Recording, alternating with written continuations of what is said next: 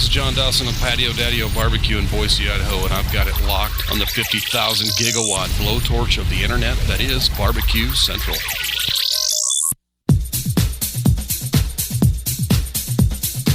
Happy to have you aboard here for the really big barbecue show. Boing.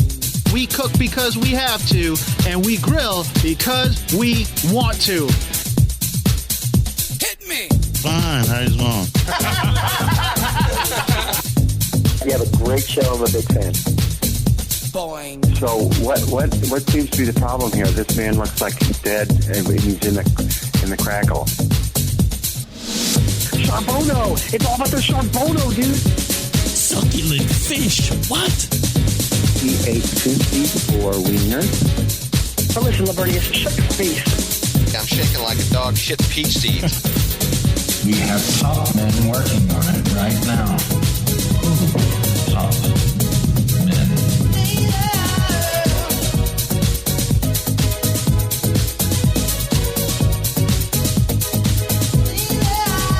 All right, just like that, we are into the second hour. You have found the Barbecue Central Show, a weekly show that talks about barbecue and grilling. It's the second hour, as I just mentioned, in a repetitive fashion.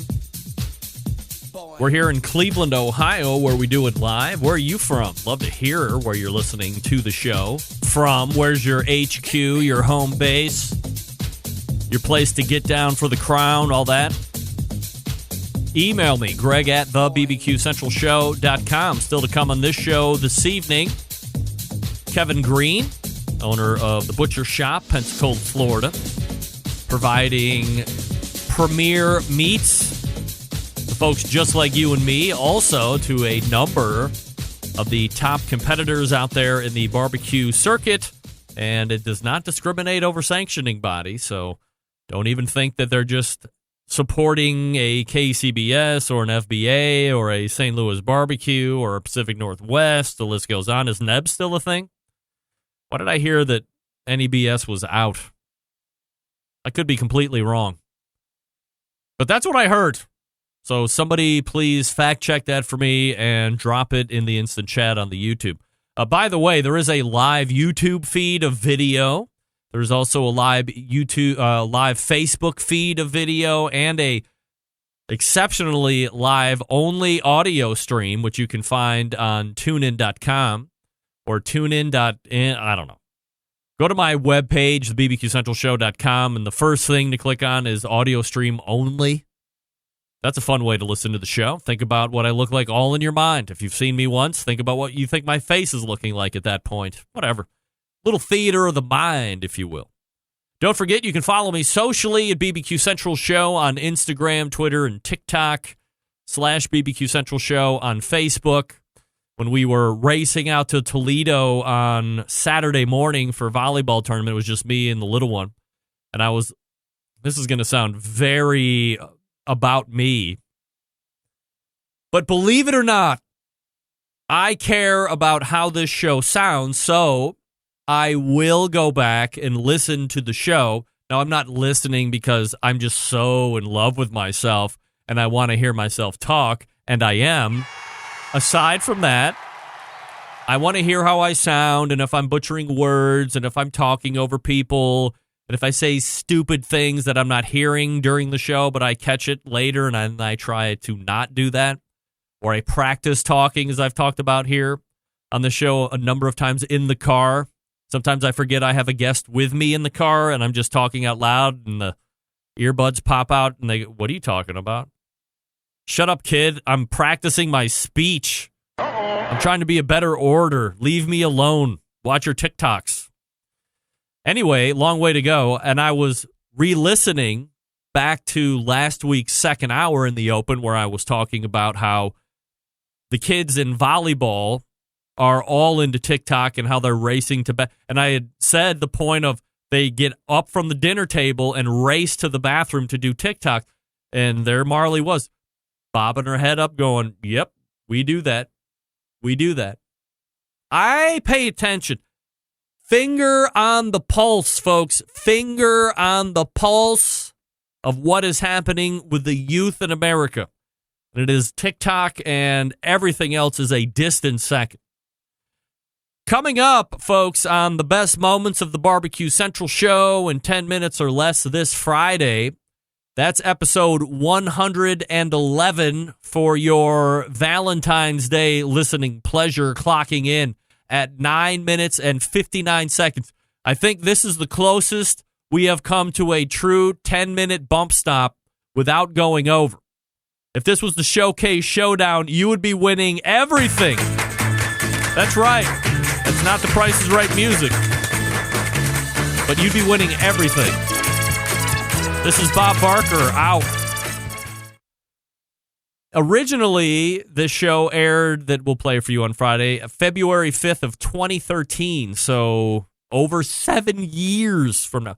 It absolutely boggles my mind that I can sit here and say 7 years ago. Actually, 7 years and 9 days ago, this show aired, where we had a judges roundtable. Everybody loving the competition roundtables, the backyard roundtables, and at one point, somebody had sent me an email and said, hey, you do all these great backyard roundtables to help teach us how we should be cooking, and competition roundtables for us folks that are in competition trying to get a leg up on all the other teams, because you have the best teams in each category showing up and spilling their guts. What about a judges roundtable? What are the judges looking for? How are they trained? What are they talking about? So that's a hell of an idea right there. So I put up Wayne Brown, BJ Hoffman, and Brian Pollock. Or let's go with Pollock. So if you've always wanted to hear a judges roundtable about 7 years ago, this is going to be the one you want to tune in. Again, that's going to be episode 111, and ever so close to a full 10-minute stop right there. John Solberg, executive producer of the show, doing a bang-up job.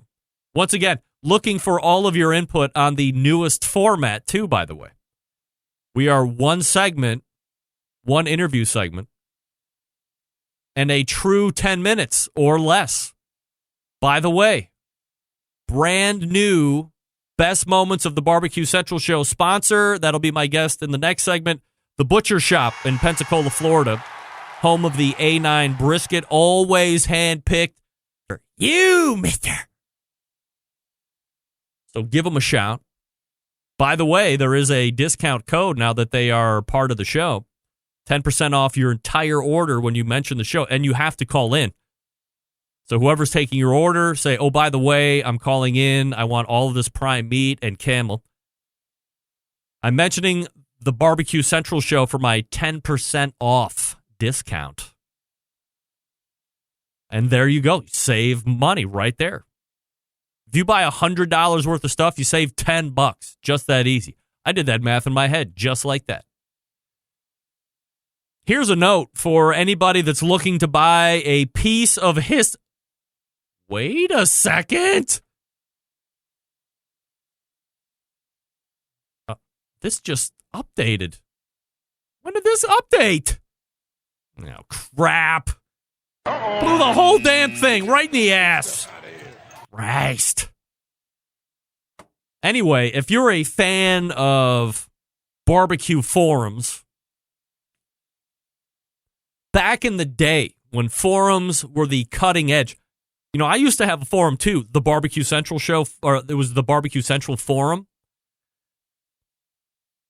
If you can believe it, forums, a place where you would go and post a question to complete strangers on the internet, and who knows where the hell they were located or what real knowledge they had, could sit there and answer all of your questions. And if you had a tremendously organic and engaged membership on your forum, you could get answers to your questions like lickety-split.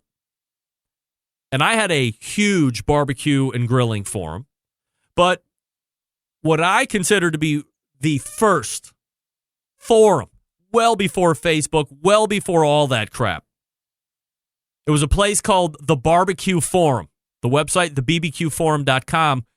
And if you go to that address now, It does not look like it used to. They've updated the software to a certain degree, but this was probably how forums looked when forums started. It was like a running list. There was a bold original topic start, then there were italicized indents for all the answers that you got. Incredibly archaic. The guy that owned it, Ray Basso, was just unrelenting in upgrading any technology on that. And I'm telling you, God bless, the biggest names in the industry back then, and I'm talking about 2004 and 2005, probably before that, they all showed up there. They were all there, biggest competitors, biggest backyarders, going to the barbecue forum, trading what happened, trading cookers, and giving thoughts on products and giving results of barbecue contests. It was crazy. And Ray Basso was what I consider to be a founding father of barbecue on the internet. I think Ray Basso should be in the Barbecue Hall of Fame. Well, I don't necessarily agree with his iron fist running of his forum. It's his forum. He can run it however he wants, not the way that I would do it. And I chose to continue to update my technology, but he remained the same.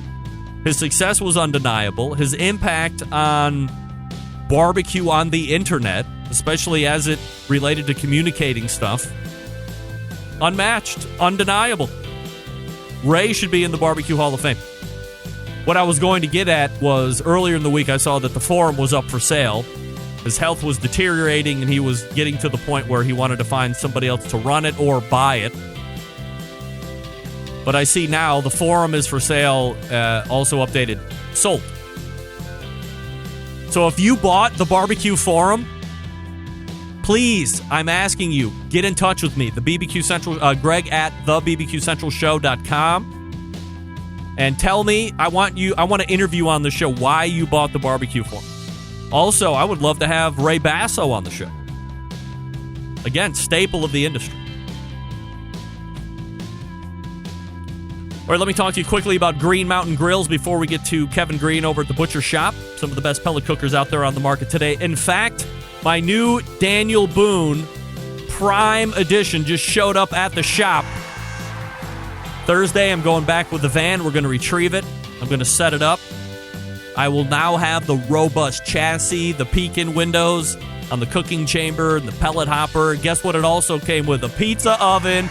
Now I got two. I can't wait to have pizza parties starting next weekend. I think we're past winter here in the Rock and Roll Hall of Fame city of Cleveland, Ohio. I can't believe I said that out loud, but geez. There's only one day where it's going to be cold on Friday, like 18.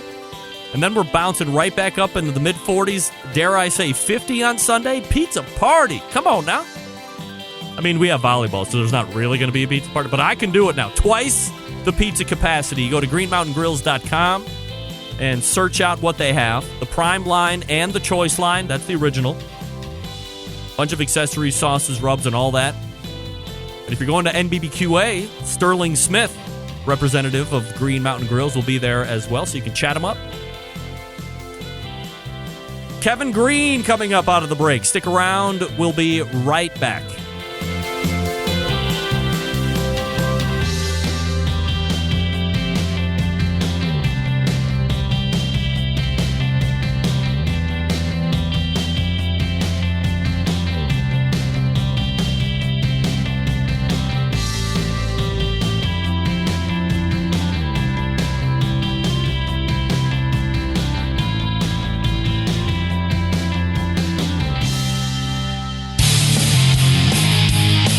The only show giving you a monthly visit from a doctor of barbecue, a man actually named Meathead, the author of a barbecue Bible, bloggers, reviewers, competitors, and manufacturers by the dozens.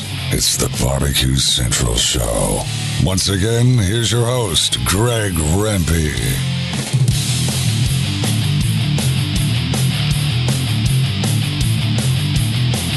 All right, welcome back. This portion of the show is being brought to you by the Pit Barrel Cooker. The most unbelievable outdoor cooking device on the planet, currently available in 2 sizes with a host of accessories to choose from. Whether you're a beginner or professional, this is definitely a cooker you want to add to your arsenal. Visit pitbarrelcooker.com and tell them the Barbecue Central Show sent you. By the way, they are going to be hosting parties coming up for the NBBQA as well.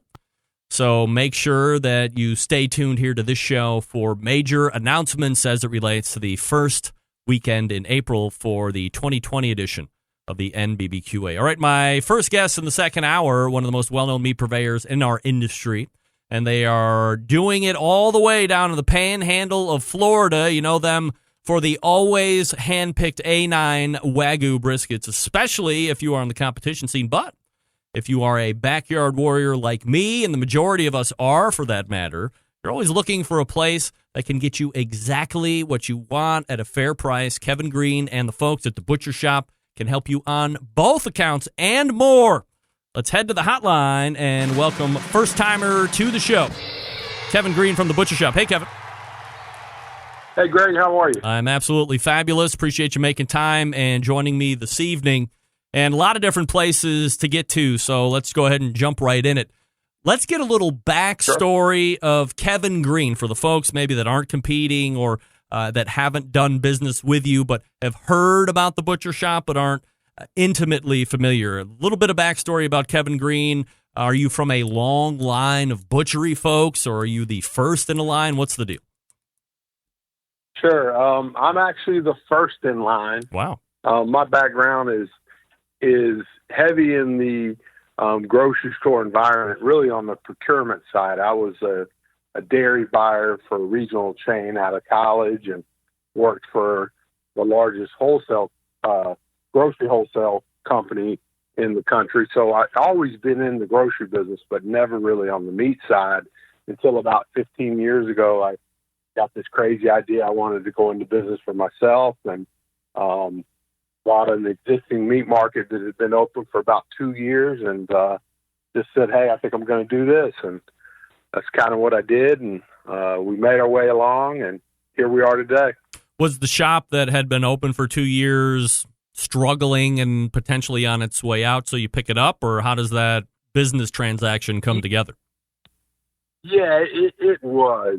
I had kind of gotten to a point in my life where I'd always worked for other people and wanted to get into something for myself. And I was honestly just not knowing what I was going to do, and was on a business broker's website and looked at a couple different businesses and restaurants. And there was a meat market for sale that was within about an hour from my house. And, I just thought about it and I said, well, I kind of know the business, but when you really think about it, when, we talk about what we're going to have for dinner, we may have corn and green beans, but what we talk about is we're having steak or chicken or pork chops. And so, I just looked at it and said, that center of the plate's really what drives, people's, purchase and their eating habits. And the business was struggling. The guy had opened it and had a good year one, and then year two was much less desirable. Then leading into year three, it was even less so. So timing was good to buy that business at a pretty good rate. Was he just not finger on the pulse of what the market was looking for, or like bad business, or he just didn't have a passion for it in the end? It's kind of weird because he was a lifelong meat guy. He was a 25-year market manager, but really didn't have, a real good working knowledge of business in general, where I was the opposite. I had a fairly good business acumen, but I had never cut meat. I didn't know what came from what. So we were really, complete opposites. Had we been able to meld the two of us, it would have been great. But yeah, I think it was just one of those situations where he knew the meat side, but not really the business side of it. So how do you marry it up? You go and see a potentially good business proposition for you. You can come in, probably get it at a decent price. You're going into business for yourself. But you realize that while you're going to bring some business presence here there's a whole other labor side that, as you said, you're not intimately familiar with, you're not an expert at. So how do you marry up that portion once you take over that business? It's kind of fear. When I made the decision to buy the business, the premise was never for me to be the hands-on meat cutter. I had hired a guy that had worked at that store, and he was going to run the back of the house, and I was going to run the front. And I was going to run the business side. And the day we're going to the closing, he calls me and says, "Hey, look, I'm not going to be able to come to work. I've got family issues. I've got to move back to Georgia." Oh. And so I'm signing, in essence, my life away. And, I said, well, I guess I got to learn this. So I had hired a couple guys that had some experience and, kind of just got back there. And, fortunately, the meat industry is a little different, 15 years ago than it was 30 years ago. And, swinging beef and hanging beef really not as prevalent. And so there was a lot to learn, but the learning curve was a little quicker than it would have been 25, 30 years ago for sure. Kevin Green joining me here on the show from The Butcher Shoppe. You can find them on Facebook / The Butcher Shoppe. That's SHOPPE. And you can call and order 850-458-8782. Get 10% off your order when you mention the Barbecue Central show, by the way, so save yourself a couple bucks. So as you had mentioned, butchering and the meat business looked different 30 years ago and then advanced to 15 when you buy it. But look, let's be honest, 15 years ago when you bought the place, you look back at how things were looking then, both from a retail environment, from a consumer environment. What has remained relatively constant within this business, and what have you seen as some of the biggest changes or challenges as you've advanced through those 15 years? Sure. For us, our foundation's always been from day one service first and, put quality aside, put variety aside. We were going to go to market every day on service, and, none of that's changed. So, I think that's always been and will always be the core of our business. And that's been the constant that, I think's been well received from our customers. There's been wholesale changes just in terms of, variety of different grades that have come to prominence, some unique cuts that are getting more and more popular that may be less expensive. The biggest thing that I've seen is the consumer is just so much more educated and developed. I've got people that shop with us on a somewhat daily basis, and they may have 3 to 4 cookers in their backyard, anywhere from $200 to $1,200. And, when I was coming up as a young adult, if you had a Weber grill, you were a little more developed and you were kind of into cooking. Nowadays, most people have, a ceramic, maybe a pellet. They definitely got a Weber. I mean, it's kind of like people tell me in the car business. The consumer is so much more educated today. They have access to so much more information. Well, our customers are cooking on things that are just light years ahead of what they were 15 years ago. Kevin, let's look at some of the other business stuff. Aside from the Facebook page that I had mentioned, no real online or traditional online presence of note otherwise. Are you thumbing your nose at the man online, or are you encouraging human interaction and giving that personal touch that perhaps you would otherwise be losing if you just had or if you had incorporated that online e-commerce? Sure. I think that's probably true. We found early on that we could reach a great number of people in an interactive environment like social media, like Facebook. And honestly, the website's just kind of impersonal. Now the consumer can go to it at their leisure and they can, peruse pictures and price points and whatever, and they can put an order in. But so much of our business is hands-on customer service that we really like that interaction, whether it be on the phone or, I get I may answer 25, 30 Facebook messages a day. So yeah, I don't know. To a certain extent, we probably are thumbing our nose at the man that, a website's kind of an old way of doing business, and this, social interaction is kind of the new wave, and it's worked for us. I mean, we ship tons of briskets out every week without a Facebook page, and I'm sure at some point we're going to have to add that website, but up to this point, we just haven't.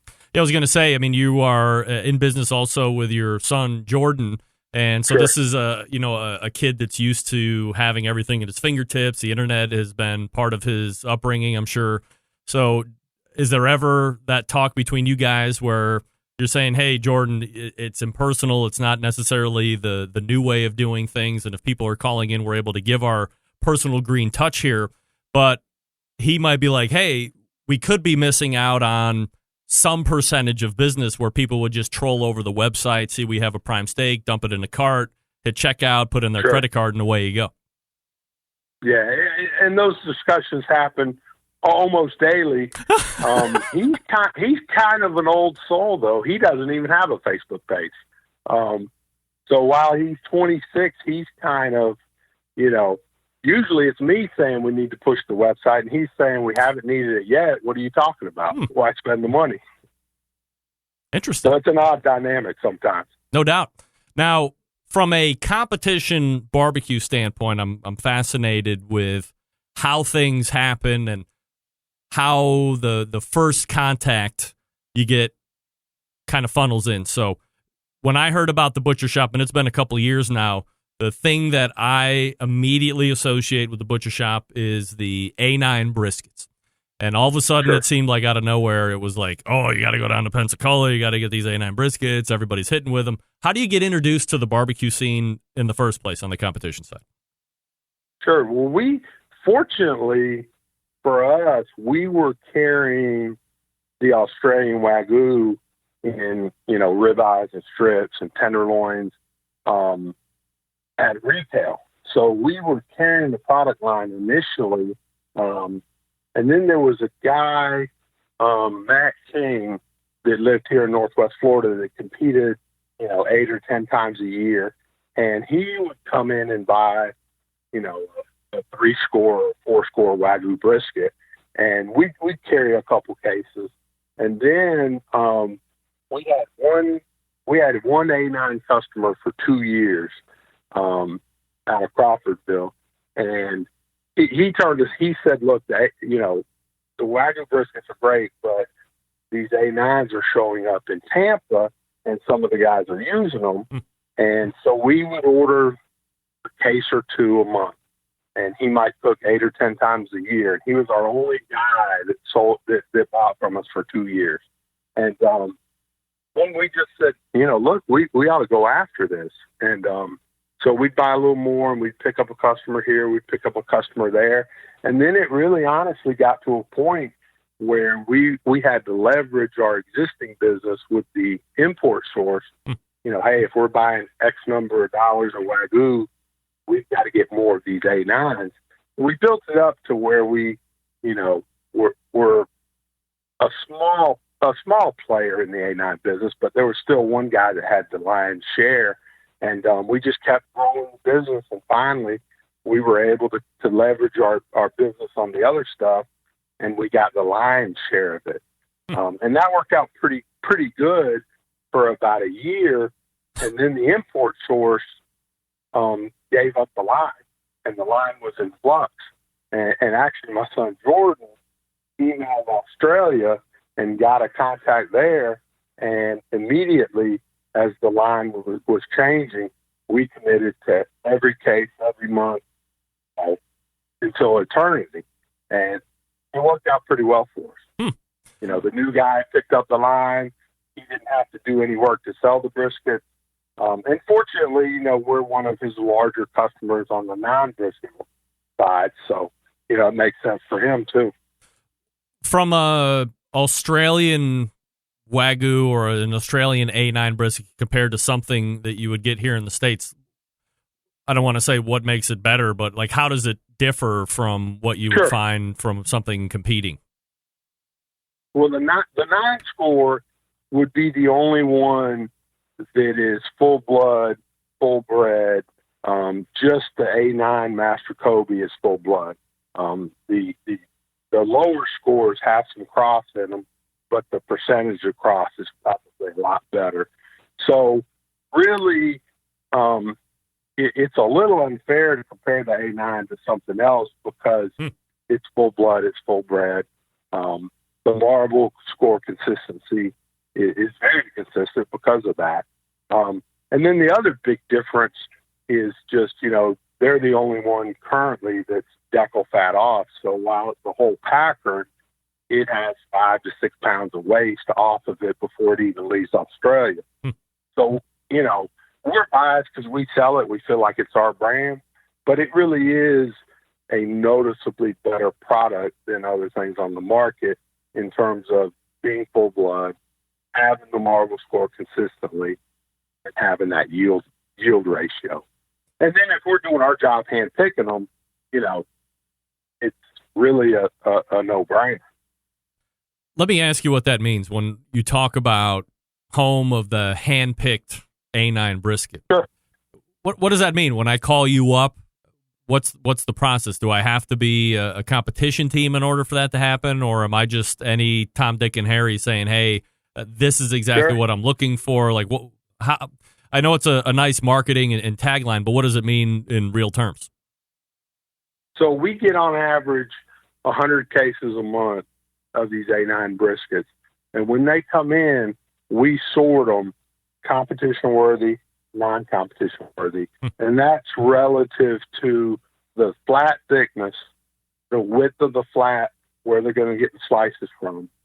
Some people think size, but that we had a guy last year cook a 13-pound A9. He trimmed it, he separated it, cut it in half. He cooked it at 2 comps. He took first with half of it, and the next comp he took second with the other half. Wow. So you can get a 13-pound A9 that's comp worthy as long as it's wide enough. So what we do is we separate them when they come in. We got a batch that's comp worthy, and we have a batch that's non-comp worthy. The comp worthy is $10.99, whether you're competing with it or you're cooking it for your family. If you want it to be a competition worthy A9, it's $10.99. All the rest are $8.99. The briskets are no different. They just might not be wide enough or thick enough for you to compete, with. From a price comparison standpoint, how does that stack up to what else is existing in the market? I think it's pretty aggressive pricing, especially when you factor in the yield. If you can consistently cook, the Florida guys have cooked more A9s than anybody. They started in Florida. Somebody like Rub Bagby or Jim Elsner cooks 30 times a year, and he's been cooking A9s for 9 years. Yep. So they've cooked more than anybody. They don't ever cook over a 15-pound A9. So if they're cooking a 14-pound at $10.99 compared to a 20-pound at whatever the price is, in essence, the shipping's free because they're saving $60 on the brisket. But I think the price is very, very attractive, especially if you factor in, as long as we're doing our job, you're not going to get one you can't compete with. We're taking the price hit on those other ones. And it might be 30%. We may have 30 cases a month that we just won't ship. There's nothing wrong with the brisket. It'll still be the best brisket you ever made, but you can't ship it at $10.99 to a competition guy. So those will just go to the regular retail folks then? Yeah, they'll go to the regular retail folks.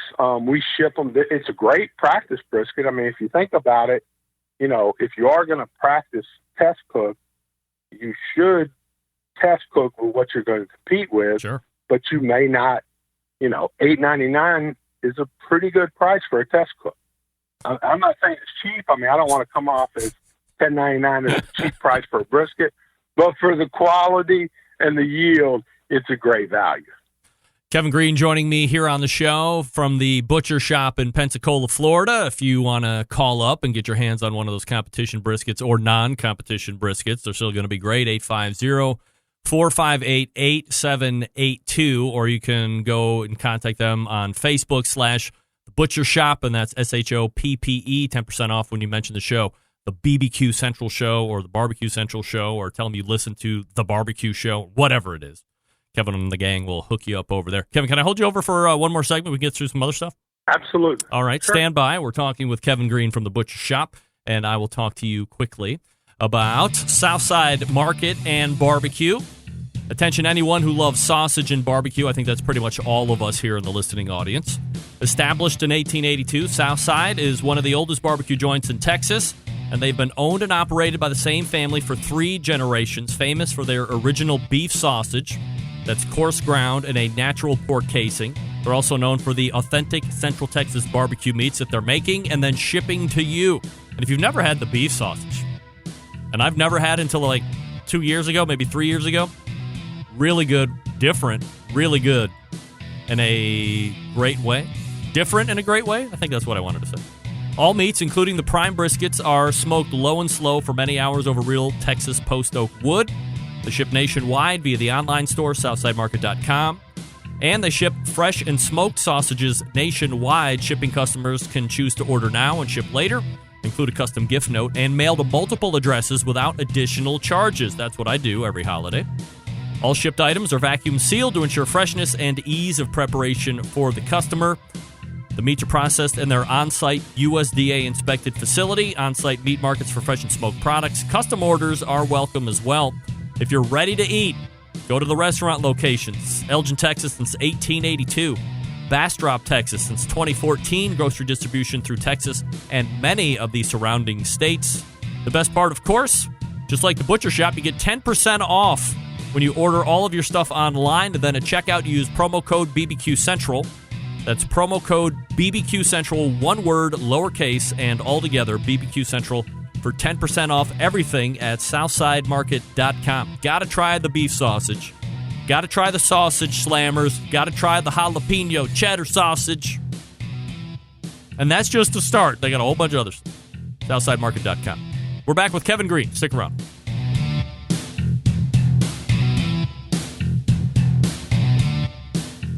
Continuing to produce incredibly mediocre content in an exceptionally professional way. You're listening and watching the Barbecue Central Show.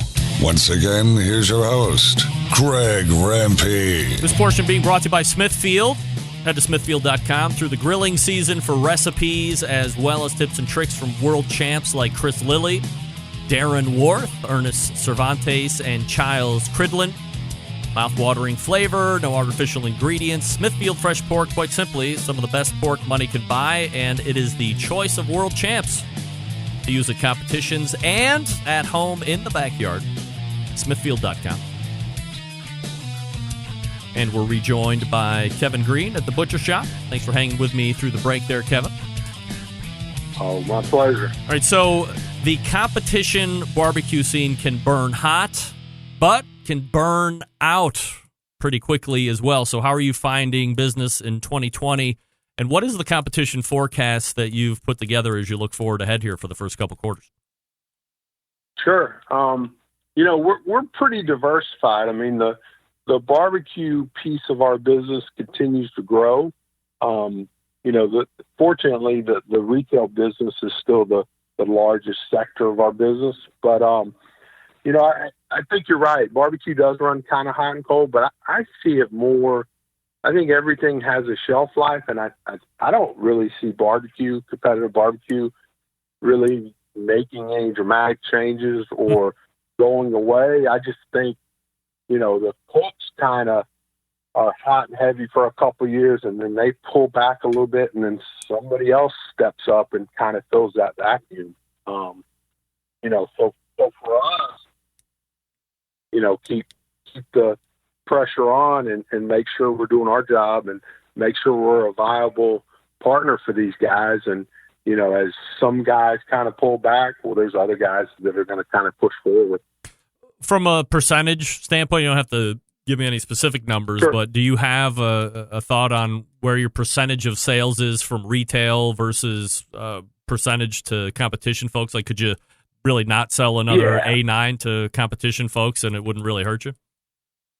Yeah, it's an important part of our business, but it runs about 15% of our business. So, we're still 85% leveraged with our retail business. And honestly, we opened a new location about 2.5 years ago, and business was so good there that we made the decision that it was smarter just to run one operation than spread our resources over two. So fortunately, we're still in a really fast growth pace there with the new location that, if barbecue ended tomorrow, then we just grow our resources at retail and maybe some enhanced online. But I would suspect that our barbecue business would grow this year over that 15%. Kevin, do you have a thought on where the beef hierarchy is right now? I mean, you have some, when it comes to competition, I think Snake River Farms, there's actually a guy here locally in Cleveland called Mr. Brisket who seems to supply some, I think they're Imperial Wagyus to some of the competition teams, and then obviously yourself. Are you first? Are you somewhere in the middle? Are there way more beef suppliers that we're not even taking into consideration with that question? How do you see it? I think that from a sheer number standpoint, SRF definitely, they've been the big dog for the longest, and they have some advantages that the other guys don't in terms of their size and things like that. But I would say, without question, from a quality standpoint, the top three brisket cooks last year cooked A9s. From a quality standpoint, I think the A9 is on a different level from everything else. SRF obviously does a ton of things in barbecue and has but I think that the growth of the A9s, and I know Mr. Brisket does a really good job with his guys. I mean, there's more than enough business out there for all of us. And like I said, we could double our barbecue business, and there would still be a lot of business out there. Kevin Green joining me here on the show from the Butcher Shop. All right, so let's go ahead and change it up a little bit here, Kevin. Let's talk terms for a few minutes. And while I fancy myself an expert in the subculture, I admittedly am not an expert, but these two terms specifically seem to be thrown around as if they are one and the same, almost like back in the day when I would argue with folks face-to-face about barbecue and grilling. I would say, well, you can't use these terms interchangeably, blah, blah, blah. The terms I'm talking about here when it comes to meat is primal and subprimal. Are they the same? Are they different? How do they differ? What's the deal?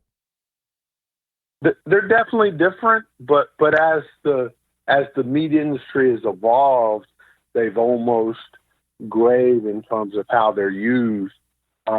Historically, a primal would be, a large cut off of the butchered animal back to the, sides of beef days or the swinging beef days. You took a primal like the rib, and that would give you the ribeye, and that would give you the short rib, or you take a primal like a round, and that would have all of the rounds in there, whether it be a top round or bottom round or inside round or eye round. Well, now with the advent of box beef, those primals, in essence, have almost, become subprimals, but they call them primals now. So in the rib exercise, rib would be the primal, and then, bone-in ribeye and short rib would be the subprimal. But now with box beef, they're separated when they come in. So the primal now is what the subprimal used to be, if that makes sense. Yeah, and They've kind of taken the original primal away.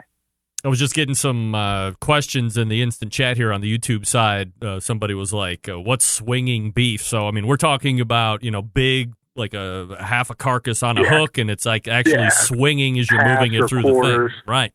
And now it's in Right. boxes. It's already been butchered down to a certain degree, or processed to a certain degree a little bit further. So it's now coming to you in boxes, something you don't have to hang on a hook.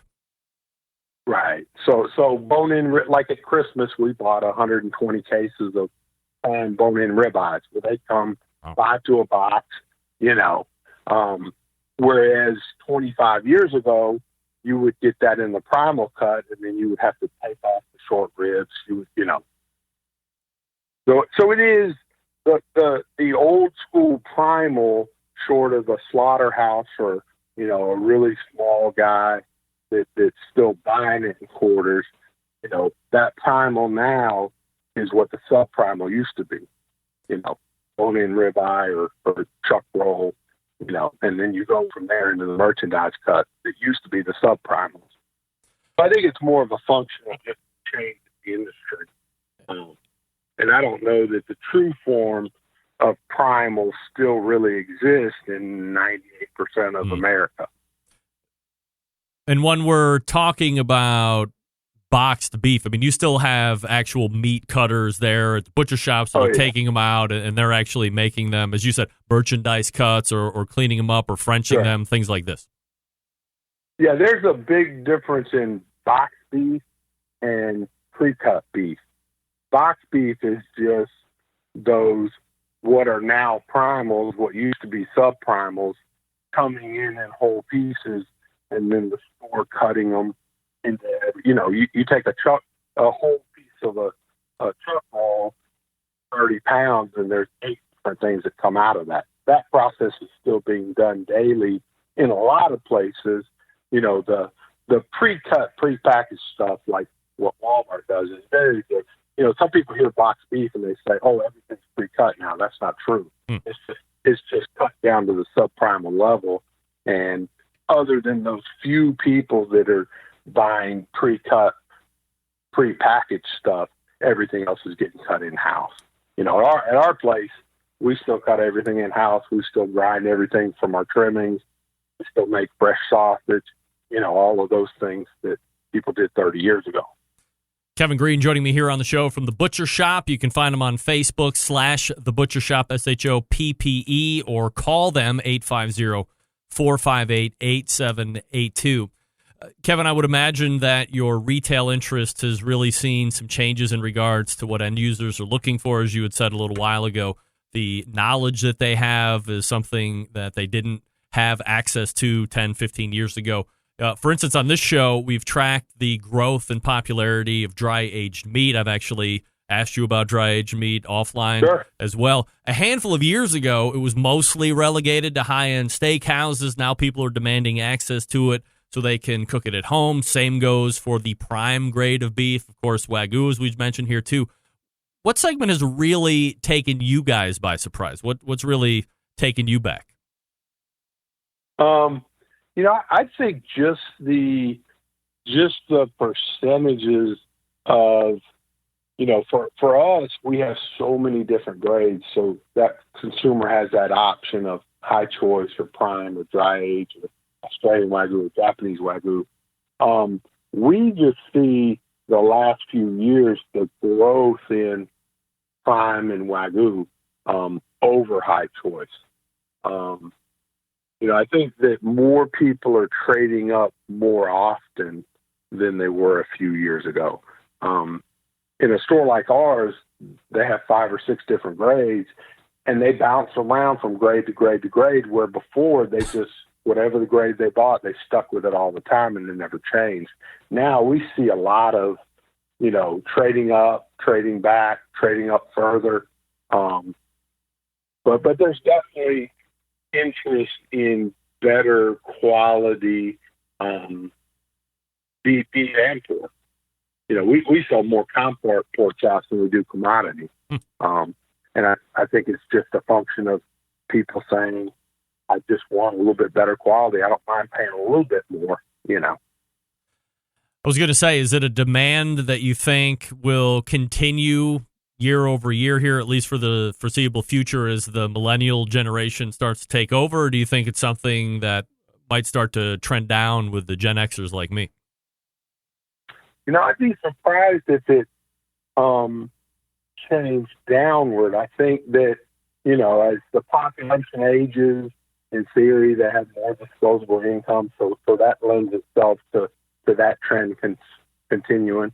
And, I can tell you with these millennials, if they don't bat an eye at a $6 coffee 2-3 times a day, I don't think they're going to bat an eye at an extra $3 for steak. Yeah, no doubt about it.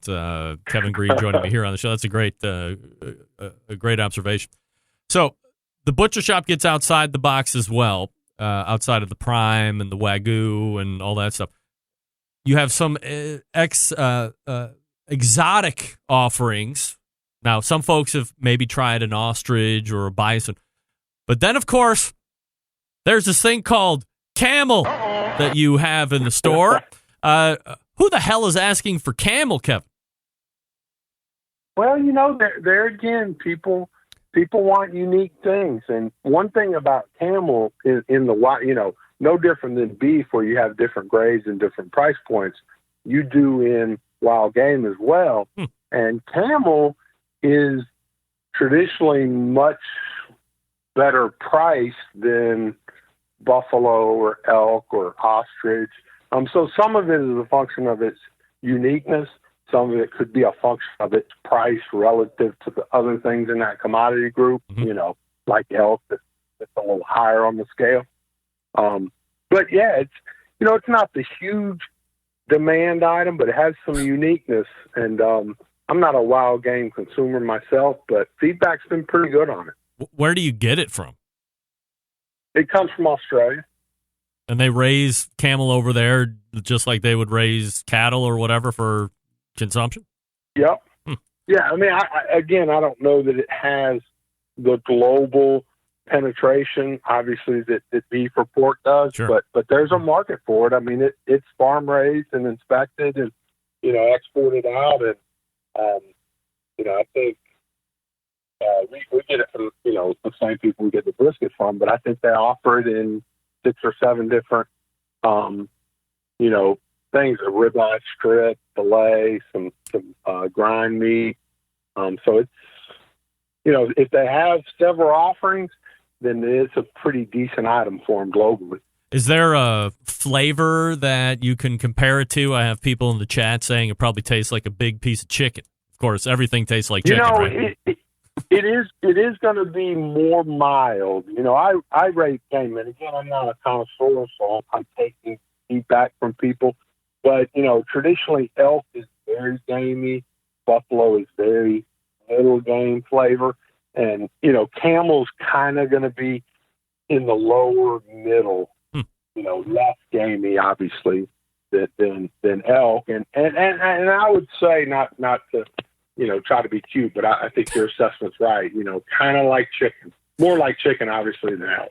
It's going to be a white meat, What kind of price point are we at here?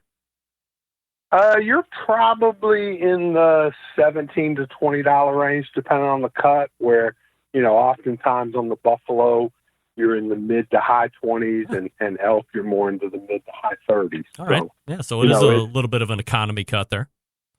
It is. In that sector, it is. Last question, Kevin, before I let you go. I mean, if Australia is raising camel and we're farming it and raising it for consumption, and I'm going to back into a movement that I've been running for the last 3 years, can't America get over themselves and start raising horses for consumption again? I mean, if you look back in the history of the United States of America, all the way back until, I guess, what ended up being the mid to late 70s before it was outlawed. It was almost revived. It was re-outlawed again. And basically, the government has said, well, the USDA is not going to be supplemented in cost like it is for the beef producers. So if you're going to do it, you're going to have to foot the entire bill, which automatically makes it a financial loser for anybody that wanted to get into the horse business. But taking all that bullshit out of it, is there any reason that we shouldn't be looking at horse as a viable alternative to beef? I mean, other than people that may have them as pets and may be averse to that, the real issue is that a lot of our non-traditional items come from Australia, and it is a USDA issue. Yes. I can buy venison from Australia, or rabbit from Australia, or camel from Australia, and they can ship it over to the import source, and they can ship it to me, and I can sell it at a fraction of the cost than if I bought domestic. If I was able to find domestic venison, it would be 4 times the cost, because the cost that the USDA puts on the American person to get that inspected for resale is exorbitant. But yet we're buying, how many rabbits do we have in this country? But we're buying rabbits from Australia because they're 25% cheaper than if we produced our own.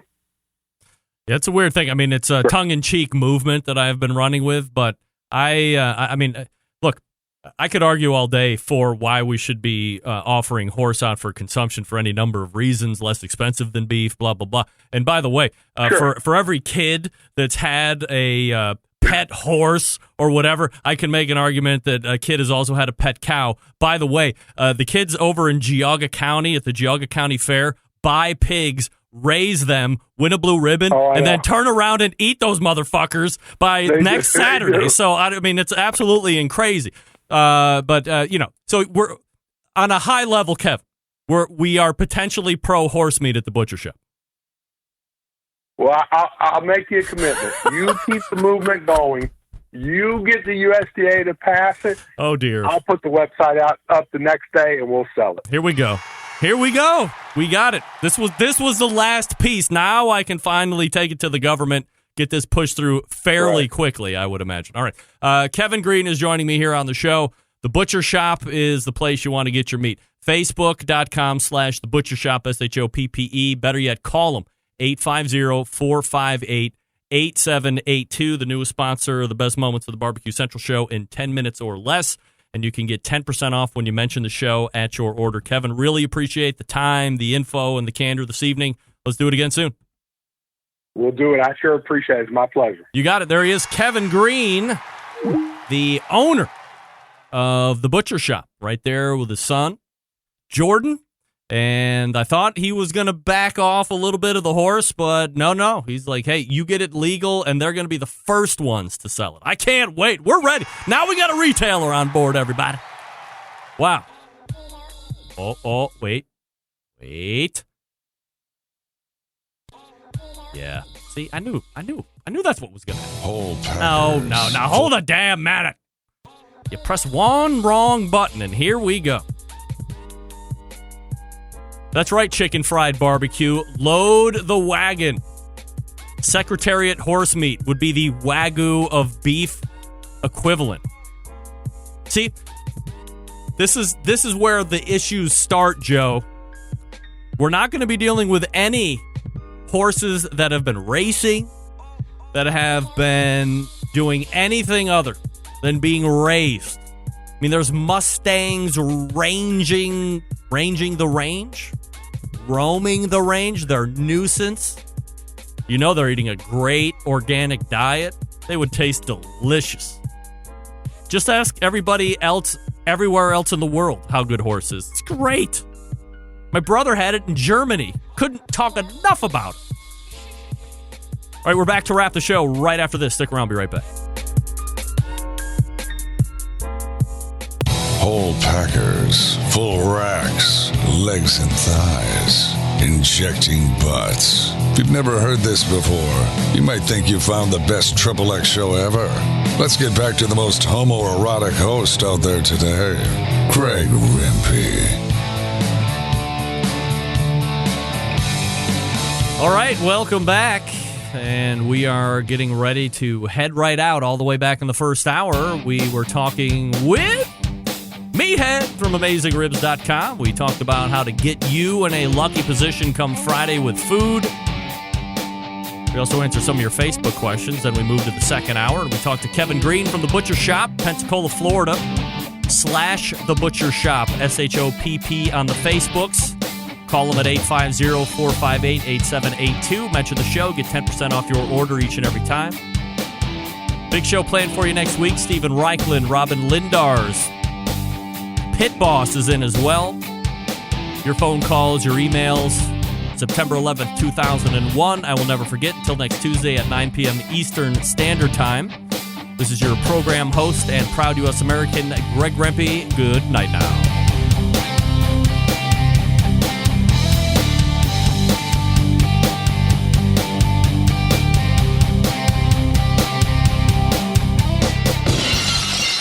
Hello, everybody. This is Gary Vaynerchuk, host of Wine Library TV, a.k.a. WLTV, and this is BBQ Central.